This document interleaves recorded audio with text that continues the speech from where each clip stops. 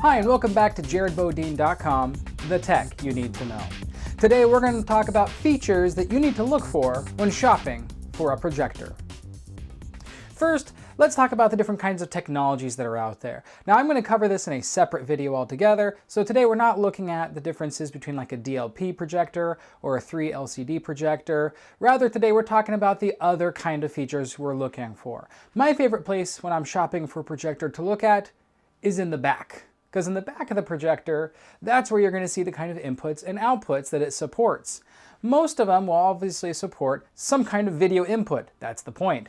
It's very common to find them using VGA, which is a monitor style input, and also HDMI is kind of the new standard you're looking for, so you're going to want to make sure it supports those. Some also support MHL HDMI input. That's for mobile devices like cell phones. Very useful, especially if it's a portable projector. Next, you want to look for other kind of legacy inputs. Sometimes you're going to plug in an old VCR or some random old gaming console because you want to do retro gaming on a GameCube or something. So look for RCA inputs on bigger projectors, or sometimes they have adapters that can use adapting into that old school RCA connection type.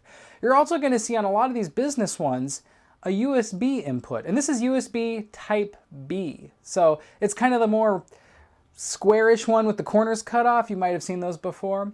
The whole point on those is that sometimes the remote control that comes with the projector can also control your computer. So that way it acts as sort of a PowerPoint clicker. So you can use it to click to the next slide. Or sometimes you can use it to control the volume if there's a video element. It's pretty handy to have. And speaking of volume, a lot of projectors do also come with sound built in, the ability to play audio.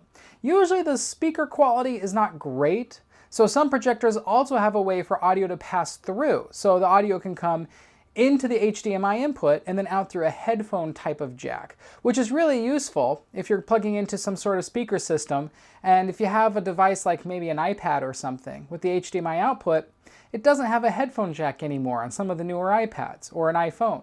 So you can use the HDMI audio going into the projector and an aux style cable coming out of the projector into whatever speaker system you're using in your conference room or wherever that projector is in use. You also will often find USB inputs. Sometimes these USB inputs make it so a flash drive can be used to play videos right off of the projector. Some support a number of video formats and some really don't, so you have to be careful and read the manual on what it does and does not do.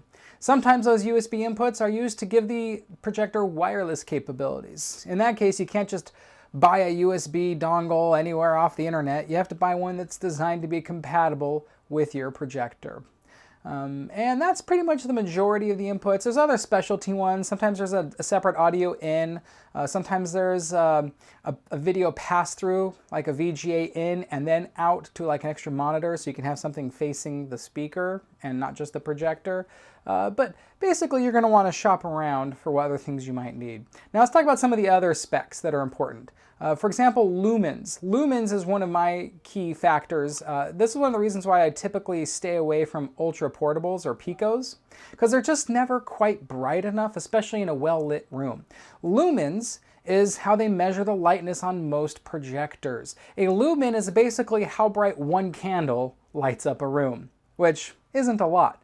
But if you take 1,000 candles and put them in a very condensed space in one room, it's going to get pretty bright. So 1,000 lumen projector is kind of the low end for me, but I try and keep my projectors between 2,000 and 4,000 lumens, which can be very bright. But if you're having a projector environment that might be more for businesses and less for a movie room, you really want to have that extra lumen capability because these are often in bright boardrooms or in auditorium spaces with really harsh overhead LCD lighting. You also want to consider if it's in a home theater, you can get away with less lumens, but you're going to have to make sure then you have a darker movie room. And really, with a projector in a movie room, you kind of want to have a darker room overall anyway, or at least the ability to control the ambient light. Dimmed lights, blacken out or motorized screens to cover the windows. Whatever you do, make sure that you're going to have a nice controlled darkness to the room. You don't want it pitch black and the only light coming from the projector. I mean, maybe sometimes you do, but a little bit of ambient light is actually easier on the eyes. You'll notice in a movie theater, they don't really darken it completely. There's a lot of light coming from the reflection of the movie theater screen, but you always have a little bit of surrounding light, just so you're more comfortable and you can still get up and walk around the room if you need to go to the bathroom without stumbling on your face. Another key feature to look for is resolution. I mean, that kind of is a no-brainer, I would think, but resolution is very important. Nowadays, 4K is really a standard for most good big screen TVs. Unfortunately, 4K is not terribly common yet with projectors. It's not that they're not available, it's just the price is sky high on the few models that are available. So I recommend you use a lot of caution when shopping for 4K. If you can get by with 1080p, and let's face it, most of the content we're watching is really 1080p anyway, you'll have a lot more options, and certainly more budget-friendly options. There's a lot of in-between resolutions. Another trick that a lot of manufacturers do that you have to watch out for with projectors is they'll say, oh, it's 4K compatible or 1080p compatible, but it's like a little Pico projector. Well, that's because that means it can receive an input that is 4K or an input that is 1080p, but it's not actually outputting that kind of resolution. A lot of these Pico projectors end up being like SVGA or something of a significantly lower resolution. It just takes a 1080p signal. It still outputs kind of a standard definition signal. So don't fall for that trick. Check to see what it actually is outputting before you put any money out for that product. Also, I need to look for something called the throw distance. The throw distance is how far away the projector has to be from whatever surface you're projecting on. Of course, you need to have a good surface to project on, but that's again another subject probably for another video. If your projector is too close, what's going to happen is sometimes you're going to have this huge giant screen, but your picture doesn't fill up the whole space that you have. That's going to be a problem if people farther back in the room. But at least the nice thing is the lumens are going to be really powerful when the projector is closer. If it's also too close, sometimes you'll have a difficulty with getting the focus right. It's so close that it can't make a sharp focused image. The other end of the spectrum is too far back. If your projector is too far back from its throw distance, or how far it can throw the image correctly, then what's going to happen is your picture is going to go beyond the edges of what you've designated for your screen size. And that is a problem I have right now in my classroom. My projector is mounted on the ceiling and it's too far back. So any text on the sides of my displays get cut off. It looks kind of bad. So that's a problem. Now usually the throw distance is a range, not a set number. But again, if you have these smaller Pico projectors, the only way to adjust the screen size is by moving the actual projector forward and back. Whereas home theater projectors that are meant to be mounted, those have more flexibility in what their throw distance range is. Make sure you research that correctly. In some cases, you can get what's called a short throw projector. Short throw projectors are designed to sit only a foot, maybe even less, away from the screen you're projecting on. And they project at a very short throw distance. They have a very distorted looking image unless you have the screen in the right place. Some of these short throw projectors are hung overhead, like in a lot of classroom situations. You'll see those like on smart boards. But most of the home theater ones, the really good ones, they're often on the bottom side and they project up.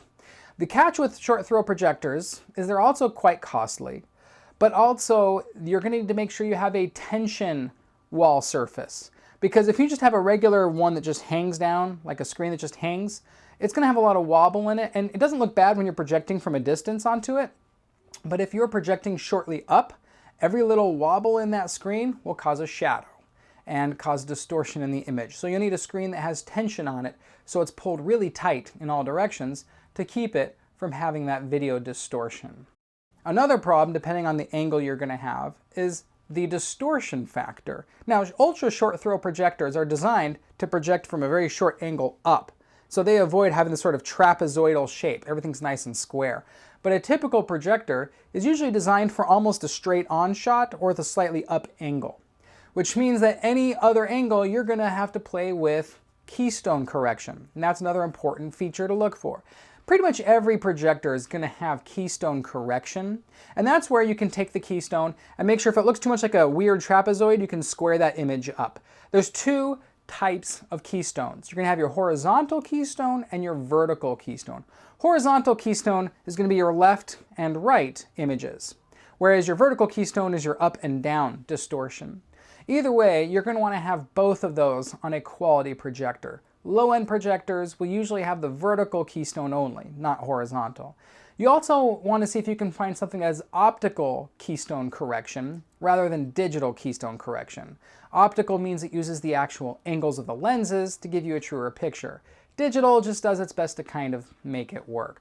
Both of them have their pros and cons, but a really good quality one's going to be optical, but on a budget you can get by with a decent digital. And some of the more portable projectors, say that 10 times real fast. The portable projectors sometimes are the nicer, newer, like business style projectors. They'll automatically adjust the keystone to match the surface it's projecting onto, which makes life quite a bit easier. All right, that's it for our quick summary of some of the quick and easy looking specs you need to find when you're looking for a good projector, whether it's for home theater, for business, or maybe portable use. I myself use projectors pretty much all day, every day. I use them for my business. I use them for my home theater. I even have a small portable one that I set up in my backyard when we have movie nights in the backyard. So I love projectors, and hopefully you can find the right projector for the right money for your family. Thank you for watching JaredBodine.com, the tech you need to know.